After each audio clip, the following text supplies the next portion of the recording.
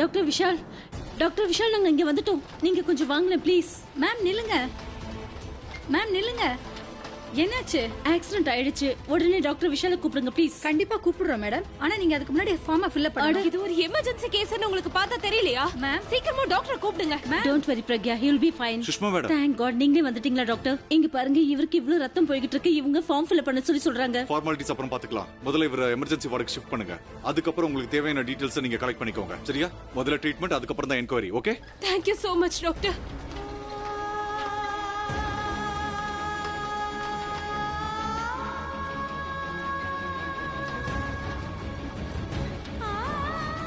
நீங்க இங்கே இருங்க. போங்க. நீங்க யாரு? நான் அவரோட வைஃப். ஓகே, சரி சொல்லுங்க, இது எப்படி நடந்துச்சு? நான் மாடிப்படியில ஏறிட்டு இருந்தேன். என் பின்னாடியே அவர் ஓடி வந்துட்டு இருந்தாரு. ஆனா திடீர்னு கால் தடுக்கி அவர் படிக்கட்டுல இருந்து விழுந்துட்டாரு. அவரா விழுந்தாரா இல்ல ஏதாவது ரீசன் இருக்கா? கீழே விழறதுக்கு ஏதாவது காரணம் இருக்குமா டாக்டர்? அவர் மாடிப்படி ஏறிக்கிட்டு இருந்தாரு, கால் தடுமாறி கீழே விழுந்துட்டாரு. பாருங்க அவருக்கு எவ்வளவு அடிபட்டு இருக்குன்னு. ட்ரீட்மெண்ட் சீக்கிரம் பண்ணுங்க, இப்ப அதுதான் முக்கியம். இப்ப அவர் எப்படி விழுந்தாரு, ஏன் விழுந்தாருங்கிறதெல்லாம் முக்கியம் இல்ல. தயவு செஞ்சு நீங்க உள்ள போய் அவருக்கு ட்ரீட்மெண்ட் ஆரம்பிங்க ப்ளீஸ். ஓகே. என்ன ஆச்சு? நான் தான் உங்ககிட்ட அப்பயே சொன்னல, அது அவரு ரொம்ப குடிச்சிருந்தாரு. அதனால தான் படிக்கட்டுல இருந்து கீழே விழுந்துட்டாரு. அவர் ரொம்ப போதையில வேற இருந்தாரு. அதையே உங்ககிட்ட சொல்லல. பிரக்யா, அபிக்கு அடிபட்டிருக்கு, அதுக்கு டாக்டர் ட்ரீட்மெண்ட் பண்ணிட்டு இருக்காரு. இப்ப அதுதான் முக்கியம். அவர் எப்படி விழுந்தாரு, எதனால விழுந்தாருலாம் முக்கியம் இல்ல. அது சொல்ல வேண்டிய அவசியமும் இல்ல. ஆனா அந்த ட்ரீட்மெண்ட்காக இது சொல்லி தானே ஆகணும். டாக்டருக்கு இது தெரிஞ்சாகணும்ல. Please Pragya, try to understand. இது ஹாஸ்பிட்டல். இங்க இருந்து நியூஸ் டைரக்டா மீடியாவுக்கு போயிடும். ஜனங்களுக்கு இப்ப காசிப் தேவை. அந்த காசிப்பை நாம ஏன் உருவாக்கணும்? முழு கதையும் சொல்ல வேண்டிய அவசியம் என்ன வந்தது? ஆக்சிடென்ட் நடந்துடுச்சு, அவ்வளவுதான். சரியா? Please calm down. ஓகே?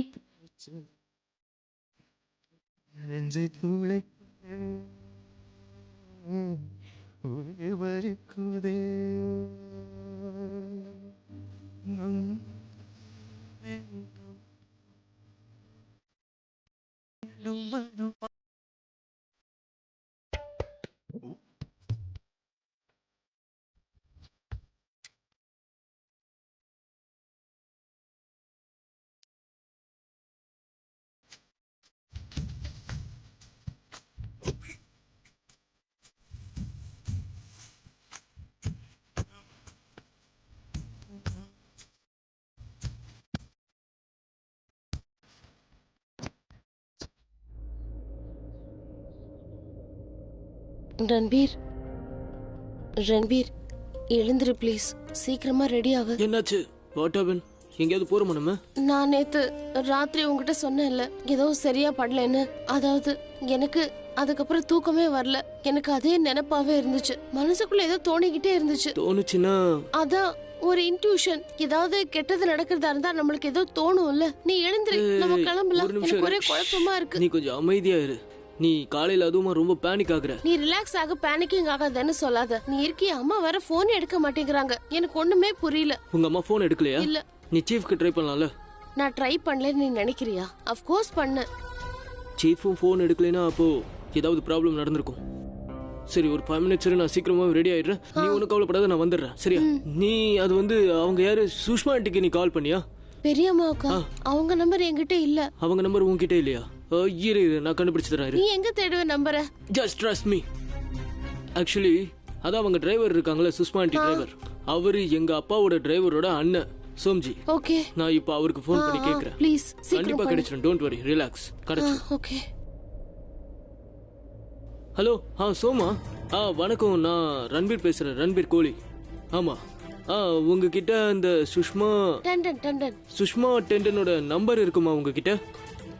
அட ரொம்ப தேங்க்ஸ். எனக்கு உடனே அனுப்பி விடுங்க. கொஞ்சம் சீக்கிரம் அனுப்புங்க, ரொம்ப அர்ஜென்ட். Thank you so much. இதோ இப்போ வந்துடும். என் ஃபோன்ல நம்பர் வந்துடும். நான் போய் ரெடி ஆயிட்டு வந்துடுறேன். அண்ட் காம் டவுன், ஒன்றும் ஆகாது. சரியா?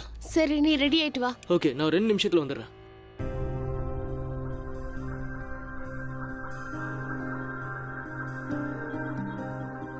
ஒரு யூனிட் பெட் எடுத்துட்டு வாங்க சீக்கிரமா. பிரக்யா, காஃபி. பிரக்யா, நீ இது வரைக்கும் எதுவுமே சாப்பிடல. Have please.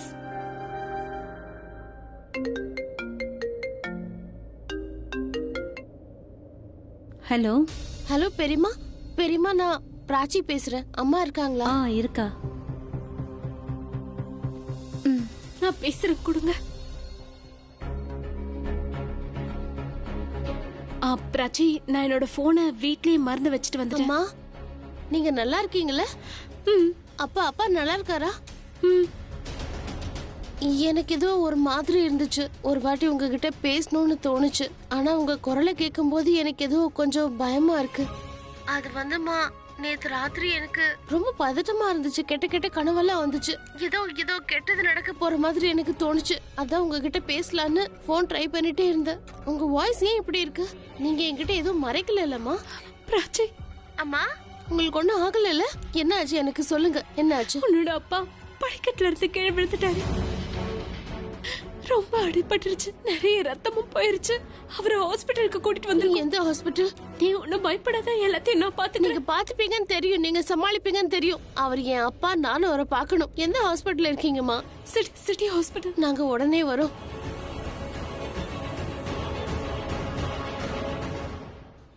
என்னாச்சு? அப்பா ஹாஸ்பிட்டல்ல இருக்காரு. உடனே சிட்டி ஹாஸ்பிட்டல் கிளம்பணும். கிளம்பலாம். சரி நம்ம போலாம். இங்க என்னதான் நடக்குது? நீ என்ன பண்ணிருக்கேன்னு தெரியுமா? உன் நினைப்பு எங்க இருக்கு? பல்லவி, அவனை திட்டாத ப்ளீஸ். அவன் ஏற்கனவே ரொம்ப வருத்தத்துல இருக்கான். அப்படி என்ன வருத்தம்? உனக்கு என்ன நடந்துச்சு? நீ இப்ப என்ன செய்ய போற? இந்த மாதிரி நீ திட்டு வாங்கிட்டே இருக்க போறியா? ரன்பீர், இன்னைக்கு உன்னோட ஸ்டார்ட் அப் கம்பெனில என்ன மீட்டிங் இருந்தாலும் அதை கேன்சல் பண்ணிடு. இன்னைக்கு முழு நாளும் சித்து கூட தான் நீ ஆபீஸ்ல இருக்கணும். ஓகே? இட்ஸ் ஓகே சித்தி, ஐ கேன் மேனேஜ். இதுல மேனேஜ் பண்றதுல சேத், நீ எவ்வளவு நாள் தான் தனியா வேலை செய்வ? எனக்கு தெரியும், நீ கம்பெனிக்கு நிறைய ப்ராஃபிட் எடுத்து கொடுத்திருக்க. அப்படி இருந்தும் உன்னோட ஸ்ட்ரெஸ் எனக்கு நல்லாவே புரியுது. அதனாலதான் நீ இப்படி இருக்கேன்னு எனக்கு தோணுது. அந்த மாதிரிலாம் எதுவும் இல்ல. நான் இது வரைக்கும் என்னோட வேலையில ஸ்ட்ரெஸ் எடுத்துக்கிட்டதே இல்ல. ஆக்சுவலி என்னன்னா, இட்ஸ் ஓகே சித், நான் உன்கிட்ட காரணம் எல்லாம் கேட்கல. நான் உன்னை ஃபோர்ஸ் கூட பண்ணல. எனக்கு தெரியும், ஏதோ ஒரு சமயத்துல பிரச்சனைக்கான வழிய என்கிட்ட சொல்லவே நான் நம்புறேன். ஆனா அது வரைக்கும் என்னோட பிசினஸ சஃபர் பண்ண எனக்கு விருப்பம் இல்ல. விக்ரமோட உடம்பு இன்னும் சரியாகவே இல்ல. ஆனா அது வரைக்கும் ரன்பீர், சித்து கூட நீ ஆபீஸ் போயிட்டு இந்த பிசினஸ பாத்துக்கோ. உங்க அப்பாவோட எல்லா ப்ராஜெக்டையும் நீ பாத்துக்கோ. எல்லாத்தையும் படிச்சு தெரிஞ்சுக்க. அதுக்கப்புறம் மீட்டிங் அட்டென்ட் பண்ணு. அவனுக்கு உன் உதவி தேவை. உனக்கு என்ன வேலை இருந்தாலும் உடனே கேன்சல் பண்ணு. மாம், ஆக்சுவலி நான் என்ன சொல்ல வரேன்னா,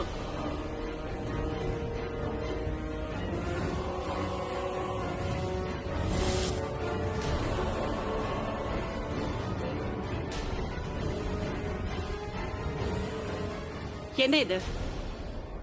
இப்ப நீ ஆபீஸ் போறதுக்கு கூட பிராச்சி கிட்ட இருந்து பெர்மிஷன் வாங்கணுமா?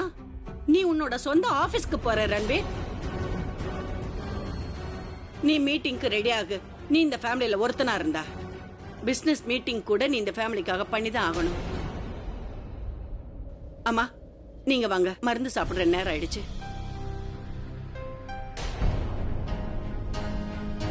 ஐம் சாரி ப்ரோ, இது எல்லாமே என்னால. அட உன்னால எதுவும் இல்லப்பா, நான் ஆல்ரெடி வெளியே போறதா. இட்ஸ் ஓகே, பிரச்சனை இல்ல, நான் போய்க்கிறேன். இப்ப நம்ம ஹாஸ்பிட்டலுக்கு போறோம்னு சொன்னா இதுவே ஒரு பெரிய பிரச்சனை ஆயிடும் ரன்பீர். உனக்கு தான் தெரியும்ல, அவங்க இப்போ என் அப்பா அம்மா மேல கோவமா தான் இருக்காங்க. அதனால எந்த பிரச்சனையும் வரக்கூடாது. நீ போய் அந்த மீட்டிங் அட்டென்ட் பண்ணு. நான் போய்க்கிறேன், ட்ரஸ்ட் மீ. ஹாஸ்பிட்டலுக்கு எதுக்கு போணும்? நான் உங்ககிட்ட எல்லா விஷயத்தையும் நிதானமா பொறுமையா சொல்றேன். ஆனா பிராச்சி, நான் உன் கூட வர சொன்னா நான் சொல்றேன்ல, நான் பாத்துக்கிறேன். இல்ல, நீ சொல்றதெல்லாம் என்னால செய்ய முடியாது. நான் உன்னை டிராப் பண்றேன். Come on, Listen to me. Come with me. ஹாஸ்பிட்டலுக்கா? ஹாஸ்பிட்டலுக்கு எதுக்கு போணும்? எதுக்கு? நர்ஸ், இப்ப அவர் எப்படி இருக்காரு? இப்ப எங்களால எதுவும் சொல்ல முடியாது.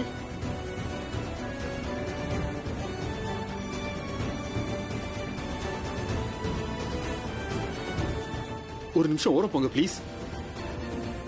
பேஷண்டோட வைஃப் கிட்ட பேசி ஆகணும். Sir sign. பிரக்யா, சீக்கிரம் மெடிக்கல் ஷாப் போய் இந்த மாத்திரை வாங்கிட்டு வாங்க. பிளட் இன்னும் 2 யூனிட் எடுத்துட்டு வாங்க. பிளட் அதிகமா லாஸ் ஆயிருக்கு. Yes doctor.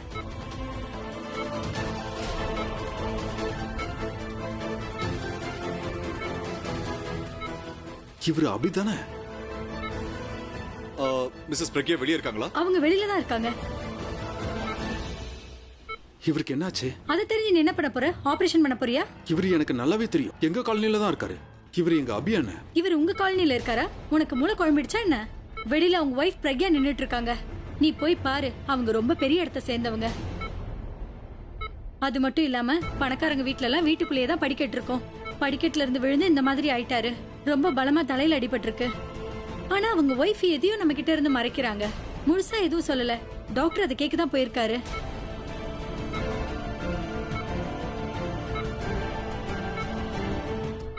இது போலீஸ் கேஸ் ஆச்சே. போலீஸ் கேஸா? நீங்க சொல்றத வச்சு பார்த்தா அவர் சாதாரணமா கீழே விழுந்த மாதிரி தெரியல. நீங்க என்கிட்ட போய் சொல்லிருக்கீங்க. இல்ல டாக்டர், ஆக்சுவலி அவர் படிக்கட்டுல இருந்து கீழே விழுந்ததுனால தான் அவருக்கு அடிபட்டுடுச்சு. அப்புறமா டாக்டர் நீங்க கேட்ட மருந்தா? என்னாச்சு? ஒண்ணும் இல்ல.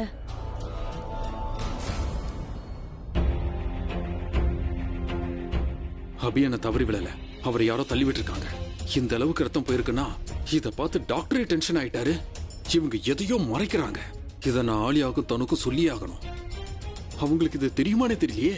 தெரிஞ்சிருந்தா அவங்க கண்டிப்பா இங்க இருந்திருப்பாங்க. அவங்க தானே அபியோட ஃபேமிலி. கண்டிப்பா நான் இதை அவங்க கிட்ட சொல்லி ஆகணும். அவங்க பார்த்துட்டு அவங்களே கேட்பாங்க. அபி அண்ணாவோட ஃபார்ம்ல ஒய்ஃப்னு பிரக்யாவோட பேர் இருக்குன்னு கேட்பாங்க. நான் தனுக்கு ஃபோன் பண்றேன். தனு, நீ எந்த பணத்து மேல உட்கார்ந்துட்டு இருக்கியோ அதுல எங்களுக்கு கொஞ்சம் பங்கு இருக்கு. உனக்கு இதுல என்ன உரிமை இருக்கு? அபிய நான் தான் வித்தேன், டீல நான் தான் ட்ராக் பண்ணேன். இப்போ நீங்க அதுக்கு சொந்தம் கொண்டாடிட்டு இருக்கீங்க. But Arya, if you remember, நீ இந்த டீலுக்கு அகைன்ஸ்டா தானே இருந்த. அடா நீங்க கொஞ்சம் தள்ளுங்கம்மா. நான் வந்து உன்னோட பக்கம் தானே. உனக்கு ஞாபகம் இருக்குல்ல, நான் உன் கூடவே தானே இருந்தேன். இந்த சாண்ட்விச் எப்படி இருக்கு? நல்லா இருந்துச்சு. ஆலு பரோட்டாவும் எடுத்துட்டு வந்திருக்கேன். பட்டர் இதுல போட்டிருக்கேன். அப்புறம் எக்ஸ்ட்ரா பட்டரும் போட்டிருக்கேன். நான் இப்ப என்ன சொல்ல வந்தேன்னா, ஒரு கிஃப்ட் ஆச்சு கிடைக்கும்ல உன் கூட இருந்ததுக்காக. அப்புறம் நீ கிஃப்டா எனக்கு ஒரு தங்கத்துல ஆரம் வாங்கி கூட. உனக்கே தெரியும்ல, தங்க ஹாரம்னா எனக்கு ரொம்ப பிடிக்கும்னு.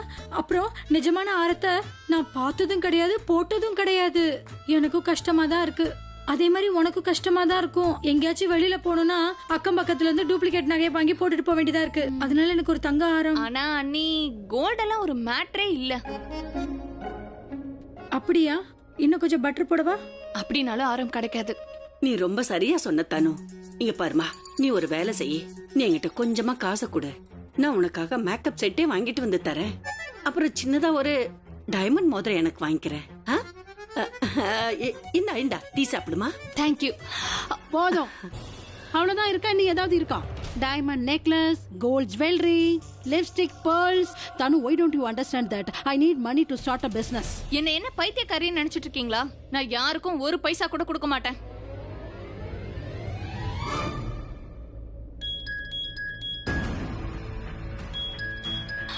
Manish cake shop. யாராவது ஏதாவது ஆர்டர் பண்ணிருந்தீங்களா? ஒரு நிமிஷம். இந்த மனிஷோட அண்ணன் தான் கேக் ஷாப் வச்சிருக்கான். இந்த மனிஷ் ஒரு ஹாஸ்பிட்டல்ல வார்ட் பாயா தான் இருக்கான். அவன் எதுக்கு எனக்கு கால் பண்றான்?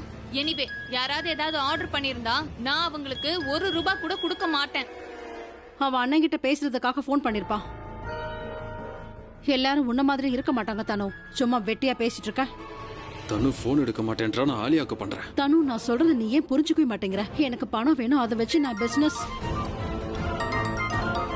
மனிஷ் அண்ணன் வீட்டுல இல்ல.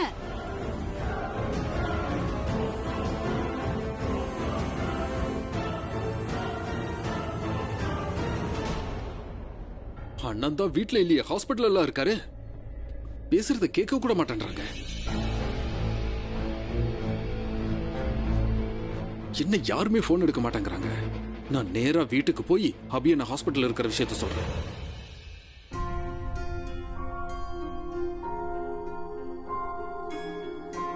அம்மா, அம்மா, என்னாச்சுமா?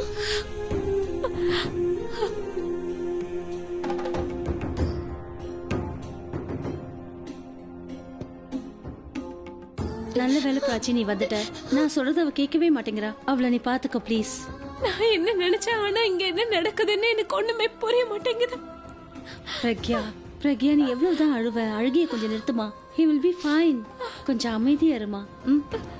பிராச்சி, நீ இவள கொஞ்சம் பாத்துக்க. நான் போய் தண்ணி கொண்டு வரேன். என்ன ஆச்சுமா, என்கிட்ட சொல்லுங்க. எனக்கு எப்படி தெரியும் ஒரு கீழே விழுவார்னு?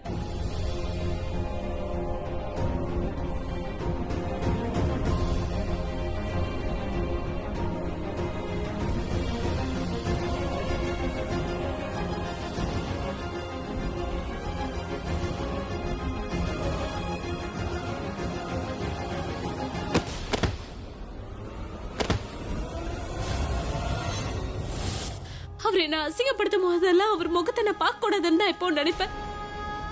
எப்படி நடக்கும்னு எதிர்பார்க்கல. நான் பசங்களையும் விட்டுட்டு போயிட்டாரு, எல்லாத்தையும் அவர் அப்படியே விட்டுட்டு போயிட்டாரு. நான் எந்த அளவுக்கு அவரை வெறுத்தனா நான் செத்துருக்கலாம் போல இருக்கு. பாக்குறதுக்கு நான் உயிரோட இருந்தாலும் என் மனசு எப்பவும் செத்து போச்சு. 2 வருஷமாச்சு நான் தூங்கி பிராச்சி. என்னால தூங்க கூட முடியல. அப்படியே தூங்கணும்னு நினைச்சாலும் கேட்ட கனவு தான் வருது. நான் தூங்கும் போதெல்லாம் ஒரு விஷயத்த மட்டும் தான் நான் யோசிச்சுக்கிட்டே இருப்பேன். நம்ம வாழ்க்கையை ஒருத்தர் பறிச்சுக்கிட்டா கூட நாம எப்படியாவது ஜெயிச்சு வாழ்ந்துடலாம். ஆனா என்னோட வாழ்க்கை துணையே இப்படி என்ன பண்ணதால நான் திரும்ப வரும்போது என் மனசுல ஒரு விஷயம் தான் இருந்தது. அவர் என்ன எந்த அளவுக்கு வெறுக்கிறாரோ நானும் அதே அளவுக்கு அவர் வெறுப்பேன்னு நினைச்சேன். அவரு என்னை பொறுத்த வரைக்கும் எதுவுமே கிடையாது. ஆனா இப்ப இது நடந்ததுனால எனக்கு இப்போ அவர் இல்லைன்னா என்னோட வாழ்க்கை எதுவுமே இல்லைன்னு ஆயிடுச்சு. அவர் எனக்கு எதுவுமே இல்லைன்னா என் மனசை இந்த அளவுக்கு ஏன் வருத்தப்படுது? நான் என்ன பண்ண போறேன்னு தெரியல. இல்ல பிரான்சி, இதே நினைச்சு நான் ரொம்ப ரொம்ப கோபத்திலே இருந்தேன். எனக்கு என்ன பண்ணாரோ அதே நினைச்சிட்டு இருந்தேன். இப்ப எனக்கு பயமா இருக்கு அவருக்கு எதுவும் ஆயிடக்கூடாதுன்னு. இல்ல பிராச்சி, அவருக்கு எதுவும் தப்பா நடக்கிறதுக்கு நான் விட மாட்டேன். எனக்கு புரிஞ்சு போச்சு. நாங்க ஒன்னா இருந்தாதான் எங்களுக்கு ஒருத்தர் மாத்தி ஒருத்தர் ஏதாவது பிரச்சனை வந்துட்டே இருக்கும். அதனால நாங்க ஒன்னா இருக்க போறது இல்ல. கண்டிப்பா இனிமே ஒன்னா இருக்க மாட்டோம். நீ சொன்ன மாதிரி நான் அவரை நல்லா பாத்துப்பேன். உனக்காக என்ன வேணாலும் செய்வேன். ஆனா நான் ஒரு நிமிஷம் கூட அவர் கூட இருக்க மாட்டேன். அம்மா, நான் உங்ககிட்ட ஒரு விஷயம் கேட்கவா? எனக்கு ஒரு விஷயம் மட்டும் சொல்லுங்க. 2 வருஷத்துக்கு முன்னாடி அப்படி என்ன நடந்துச்சு? நீங்க இப்ப சொன்னீங்களே, நான் வெறுத்துட்டேன், அந்த வெறுப்புல தான் மூஞ்சியை கூட பார்க்க விரும்பலன்னு சொன்னீங்களே. எனக்கு தெரிஞ்சாகணும், என்ன நடந்ததுன்னு எனக்கு தெரிஞ்சாகணும். Please tell me. ஒண்ணும் நடக்கல. சில விஷயத்த பத்தி பேசாம இருக்கிறது தான் நமக்கு நல்லதா இருக்கும். சில விஷயம் நம்மள எந்த அளவுக்கு காயப்படுத்திருக்கோம், அந்த விஷயத்த நாம எவ்வளவு சீக்கிரம் நாம மறக்கிறோமோ அது நல்லது. சரியா சொன்னீங்க. ஆனா இதுவும் உண்மைதானே. நம்ம கஷ்டங்களை மறைச்சு வைக்க வலிகள் இன்னும் அதிகமாகும். ஷேர் பண்ணிக்கிட்டாதான் அந்த வலி குறையும். அதனால ப்ளீஸ் 2 வருஷத்துக்கு முன்னாடி என்ன நடந்துச்சு நீங்க சொல்லி ஆகணும்.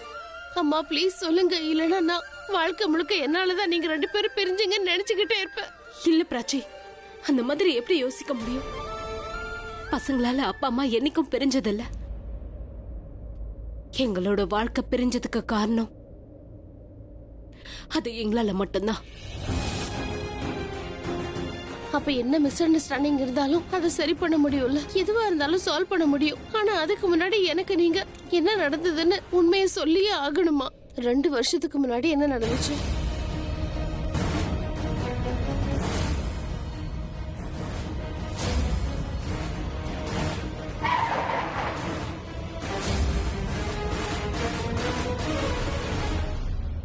அம்மா, எனக்கு உண்மை தெரிஞ்சாகணும். ப்ளீஸ்மா, எனக்கு சொல்லுங்கம்மா. உண்மை தெரிஞ்சுக்கணுமா உனக்கு? உன்னால அதை கேட்க முடியுமா?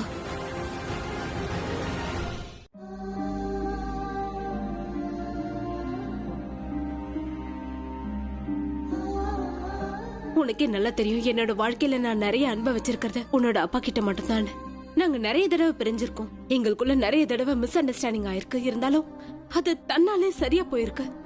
எனக்கு தெரியும் அவருக்கு அடிக்கடி கோவம் வரும்னு. அவர் கோவத்தினால ஏதாவது செய்வாரு, ஏதாவது பண்ணுவாரு. அதுக்கப்புறம் எனக்கு இன்னொரு விஷயமும் தெரியும். உனக்கும் ரன்பீருக்கும் நான் கல்யாணம் பண்ணி வச்சதுனால அவரு ரொம்ப கோவப்படுவாரு, என்னை திட்டுவாருன்னு நான் நினைச்சேன். ஆனா அவரு இந்த மாதிரி பண்ணுவாருன்னு உன்னுடைய அப்பா என்ன கொல்ல பார்த்திருக்காரு.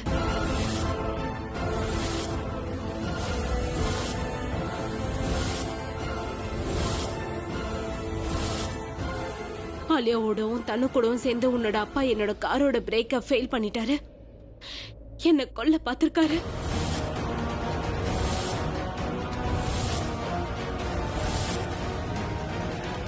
இத நான் நம்ப மாட்டேன். நீங்க தப்பா புரிஞ்சுகிட்டு இருக்கீங்க. இது உண்மை. வேற யாராவது சொல்லியிருந்தா கூட நான் நம்பியிருக்க மாட்டேன். இந்த விஷயத்த வேற யாராவது சொல்லியிருந்தாதான் நானும் உன்ன மாதிரி நம்பியிருக்க மாட்டேன். ஆனா அவரே என்கிட்ட சொன்னாரு, நீ உயிரோட இருக்க கூடாது, செத்துதான் ஆகணும்னு. கார் ஆக்சிடென்ட் ஆனதுக்கு அப்புறம் நான் பொழைச்சிட்டேன். ஆனா என்னோட வாழ்க்கையில எல்லாமே முடிஞ்சிருச்சு. காதல், நம்பிக்கை, குடும்பம் எல்லாமே முடிஞ்சிருச்சு. நான் இப்ப உயிரோட இருந்தாலும் இந்த வார்த்தையை கேட்ட பிறகு உயிரோட இருந்த என்ன பிரயோஜனம்? என்னோட வண்டி நதியில மிதந்துட்டு இருந்த போது அப்பதான் சுஷ்மா ஆண்டி அவங்களோட பொண்ணோட அஸ்தியை கரைச்சிட்டு இருந்தாங்க. அவங்க கடவுள்கிட்ட வேண்டிட்டு இருந்தாங்க. அது என்னன்னா, எந்த ரூபத்திலயாவது என் பொண்ணு திரும்பவும் எனக்கு வரணும்னு. அப்பதான் நான் கிடைச்சேன். நான் அப்ப சாக கிடந்தேன். சுஷ்மா ஆண்டி தான் என்னை காப்பாத்தினாங்க. நான் உன்னோட அம்மா, உனக்கு நான் உயிர் கொடுத்தேன். ஆனா சுஷ்மா ஆண்டி எனக்கு ஒரு புது வாழ்க்கையை கொடுத்திருக்காங்க. வாழ கத்து கொடுத்தாங்க. இல்லைன்னா நான் உங்க அப்பாவை, எனக்கு தெரியும் மறுபடியும் உங்க அப்பா என்ன பார்த்தாருன்னா கோவப்படுவார்னு. அதுக்கெல்லாம் நான் ரெடியா தான் இங்க வந்தேன். ஆனா அவர் என்கிட்ட சொன்னாரு, உன் பொண்ணுகிட்டே நீ, உனக்கு உன் பொண்ணு ரியா மேல பாசம் இல்லைன்னு. உங்க அப்பாவை நான் பழி வாங்கறதுக்காக ரியாவோட வாழ்க்கையை நான் அழிச்சிட்டேன்னு அவர் நினைக்கிறாரு. அதான் அவர் கோவப்படுறாரு. நீயே சொல்லு பிராச்சி, நான் அவளை எந்த அளவுக்கு நேசிக்கிறேன்னா அதை என்னால வார்த்தையால சொல்ல முடியாது. அவளை போய் நான் எந்த அளவுக்கு எப்படி வெறுப்பேன்?